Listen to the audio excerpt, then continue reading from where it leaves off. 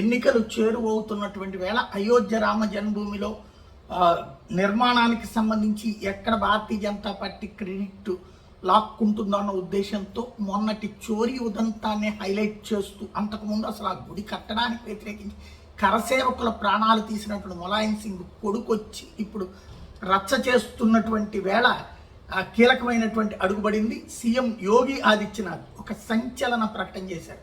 మీరు కంగారు పడద్దు, అయోధ్య రామ మందిర విముక్తి అన్న దాని గురించి మీరు ఇప్పుడు మాట్లాడుతున్నారు. దాని గురించి మర్చిపోండి, అది జరగాల్సింది జరిగింది. భగవంతుడి తన స్థానాన్ని తను స్థిరం చేసుకున్నాడు. ఇక నెక్స్ట్ కృష్ణ జన్మస్థానం దగ్గరకు వస్తున్నాం, దాన్ని స్వతంత్రం చేస్తామని ప్రకటించారు.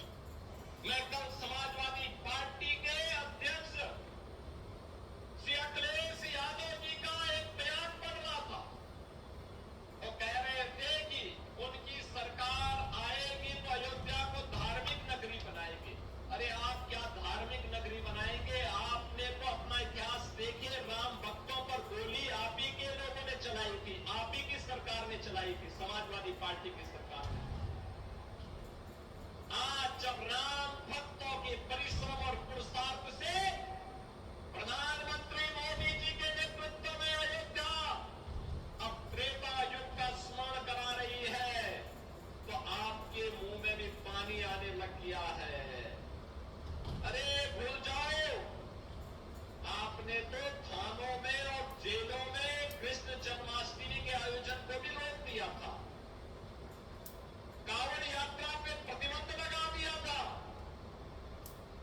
जो आज जब हमारे जनप्रतिनिधि कह रहे थे ना कि हाथरस में 22 से ज्यादा मंदिरों का सुंदरीकरण हुआ, क्या ये समाजवादी पार्टी के समय में संभव था? क्या